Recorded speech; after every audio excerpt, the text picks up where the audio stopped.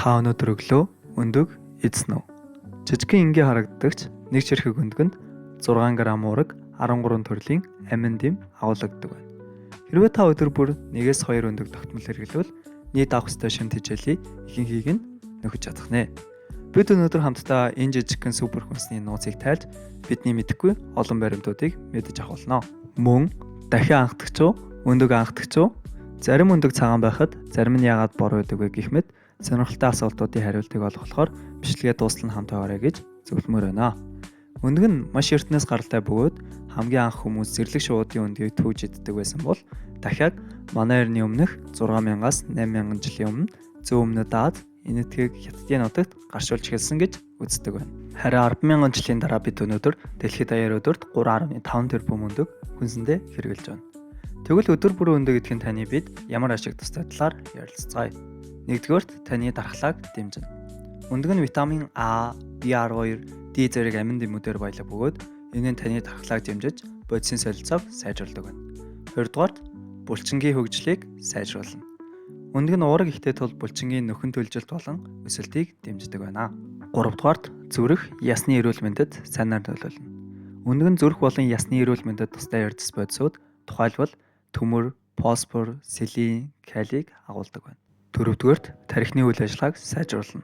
Өндөг нь тархины хөгжилд нэн шаардлагатай DHA, холын зэрэг шимт хичээлийг агуулдаг бөгөөд энэ нь оюун санааг хурцлж ой тогтоолтыг сайжруулахыг судалгаагаар тогтоосон байна. Тавдугаарт жин хаялтанд туслана. Өндөг нь хангалттай хэмжээний уурыг агуулдаг тул өлсөх мэдрэмжийг багасгаж жингээ барихад тусалдаг байна.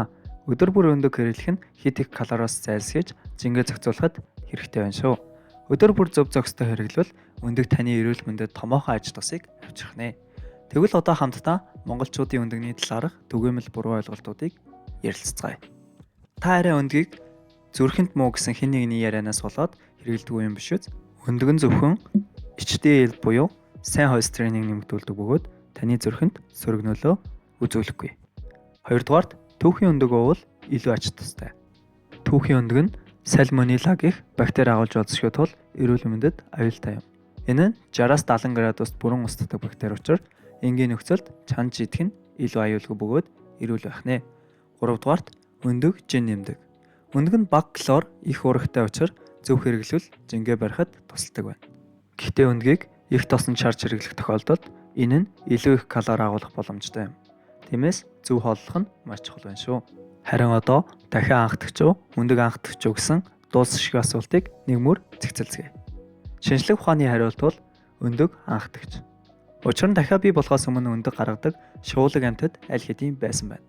Эрдэмтдийн үзэж буугаар анхны дахиад өөр төрлийн шувууны мутацлагдсан өндөгнөөс гарсан байх боломжтой гэж үзжээ. Тиймээс өндөг нь дахианаас өмнө үүссэн гэж шинжлэх ухаан баталдаг байна. Харин цагаан болон бор өндөгний тухайд цагаан дахианаас цагаан өндөг, бор дахианаас бор өндөг гардаг байна шүү. Энэ удаагийн бичлэг маань сонирхолтой бас хэрэгтэй байсан гэж найдаж байна. Бичлэгээ дуустал үзсэнд баярлалаа. Лайв шнэрийг үргэлж таны эрүүл мэндэд хэрэгтэй мэдээллийг хүргэсээр байх болно. Баяртай.